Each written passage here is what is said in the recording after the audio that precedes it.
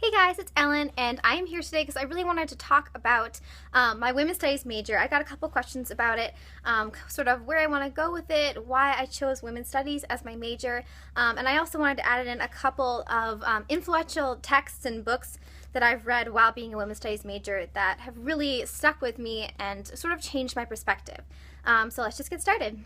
The first thing I want to bring up is this is actually a textbook. I know it's like really daunting to look at, but this it's called Feminist Theory, a Reader by Kolmar and Bartkowski, was what I used in one of my upper level women's studies classes, and it has in it pretty much every single really influential texts in the field of feminism and women's studies, gender studies, queer studies, pretty much all of those, because they really intertwine and intersect in interesting ways, which is part of the reason that I'm drawn to this subject. So in here there are like 103 different excerpts, I'll admit I haven't read every single one of them. And the ones that we really studied in class and found connections to everyday life and to the history of women's studies, I'll read a couple of those and sort of tell my opinions about them and what I got from them.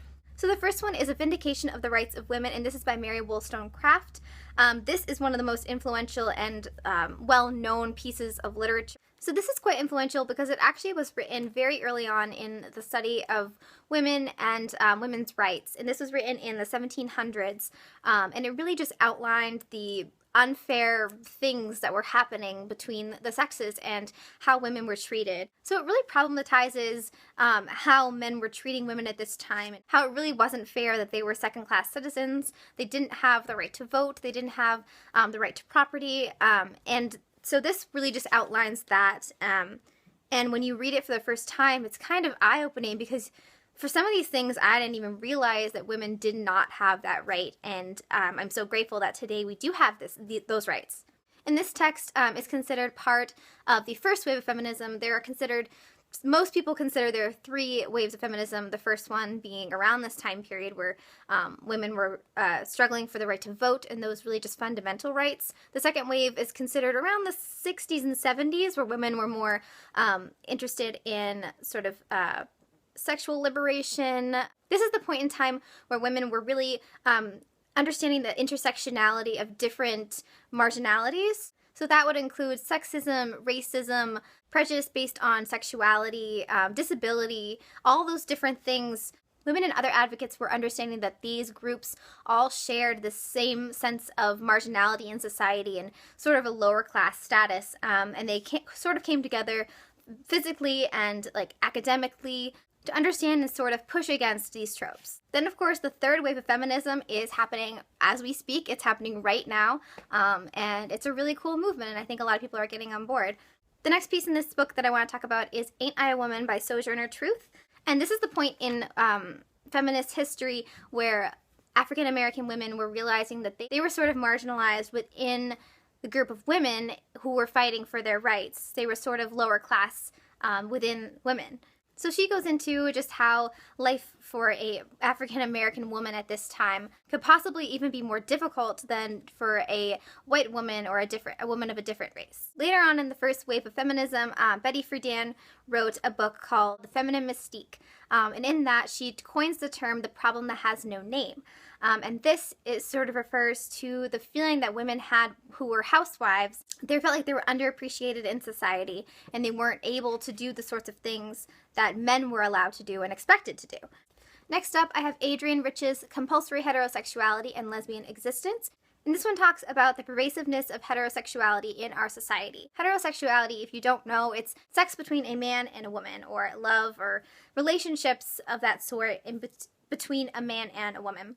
Adrienne Rich proposes that this is not necessarily the natural way of human beings, and that it is forced upon humans in this society because it is seen as the most normal, the most natural way to express one's sexuality. So she sort of turns that on its head and talks about lesbian existence and pushing against the assumption of heterosexuality. Chandra Mohanty talks in her piece called Under Western Eyes about how women in what we consider now the third world are additionally marginalized because of their position in the world and their lack of resources in many cases. And the last one I want to bring up here is by Fausto-Sterling, and her piece is called Should There Be Only Two Sexes? And this is a really interesting one because it sort of changes the way you might look at men and women or males and females. It challenges the assumption that there is a natural dichotomy. The way that we categorize men and women in this society prescribes certain behaviors for each side. It also erases experiences of people who are transgender, transsex, or intersex. So those are some of the pieces in this book in particular that I found very eye-opening, that really changed the way that I see the world. It made me question why society works the way it does. Sometimes we read full-length books in women's studies classes, and those can be really, really interesting because they go in-depth on one certain topic. So I'm going to show you a couple of those that I found particularly interesting. The first one that I really loved is called The Gender Trap, and this one, again, it problematizes how we fit males and females from basically as soon as they're born into these two categories, and sometimes it can be quite limiting. Oftentimes people don't even realize that they're doing it. This brings to light some behaviors that maybe I didn't even realize that I was doing. I didn't realize that my family did, or my peers, and it just makes me think a little bit harder about maybe how I would want to raise my children in the future. Next up, this is another book that I absolutely loved. I read it twice through, because it was assigned in 2 different classes, and I loved it both times, got different things from it. It's called Opting Out, and this is by Pamela Stone. This one focuses on women in the workplace and how women have to bear this unique burden because they are assumed to be the caretakers of their children, and if they do take time off of work, they pay this lifelong price by basically pushed out of the workplace in some cases, and in other cases they are just not seen as the ideal worker who can spend all of their time on work, at work, thinking about work even when they're not there, because they are seen as these caretakers when they take time off. So I found this one a very interesting read and very pertinent if you are somebody who's either dealing with this issue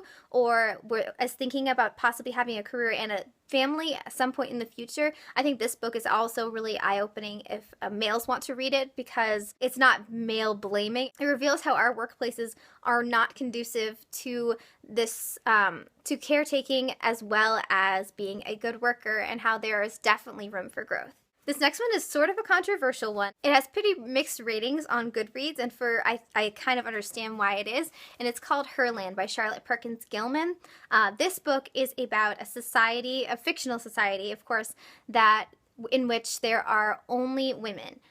They don't need any men, they reproduce just by themselves, and these 3 men go and end up visiting this place, and the way it runs is very interesting. It's environmentally friendly, it's cooperative, there's a lot of childcare sharing. So this brings up the issue of whether or not this society would happen if we in fact did not have males, which I don't really necessarily believe that, but it gives you a good look into how it possibly could be if there wasn't the patriarchy, basically. I don't know, I found it an enjoyable read, even if it's not incredibly realistic.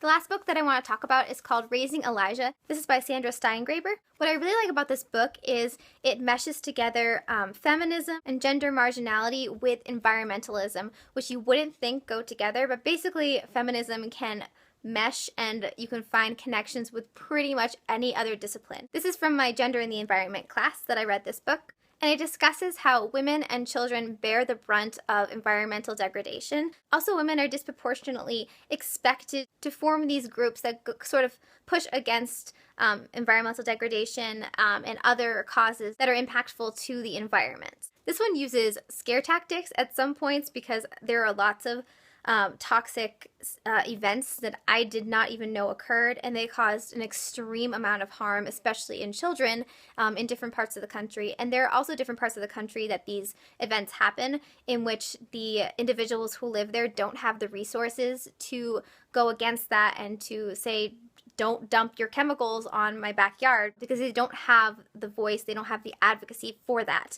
And so it's sort of a tragedy. This one overall was extremely eye-opening, and it's a really incredibly interesting and informative read, and I definitely recommend it. Sorry for talking your ears off, but I can really get going when I'm talking about women's studies. So those are the texts that I found the most influential from my 4 years being a women's studies major. As for what I plan on doing in the future, I really think that women's studies sets you up with a mind frame that helps you view the world in a different way when you go out into the workplace or wherever you plan to do after school or later in life. I do think that I see injustices, I see marginality in ways that I didn't before. Just by being aware of these aspects of society, I feel that I am more prepared to make a difference in the world. No matter what I'm doing, I can look at things in a way that sort of encompasses all different points of view. When most people think of women's studies, that's not really what they think of. So I want to let people know that if you are hesitant to take a women's studies class at university, or if you have them in your high school, which is really cool, definitely take it and try it out. I learned so much. I mean, I went into school planning on being a biology major, and I took one class in women's studies and I changed my entire program and decided to do women's studies instead. So it definitely changed my life. Personally, I am not exactly sure what I'm going to do with my women's studies major later on in life. My particular interest is women and health, so my area of study focuses on women in childbirth, women in parenting, as well as reproductive rights. So hopefully I'll be able to find something that works with my interests. I'm not particularly worried about going off and using this degree, because I do think that I have basically packed my parachute with this way of looking at the world that will be very incredibly helpful and maybe even useful for a company or whatever field I go into, to have somebody who can analyze and problematize and do all the things that we are constantly asked to do in women's studies. And I think that it's really important. So no, I don't know what I'm going to do after I graduate, which is coming up really soon. But I'm not too worried. I'm just excited and grateful to have gotten this awesome education and to know what I know now. Hopefully this video was helpful for you guys. I had a really nice time filming it. I love talking about this stuff. If you have any questions about this topic, please feel free to leave them in the comments below, and I'd be happy to answer if I can. Thank you guys so much for watching. If you like what you see, please subscribe, and I will see you in my next one. Bye!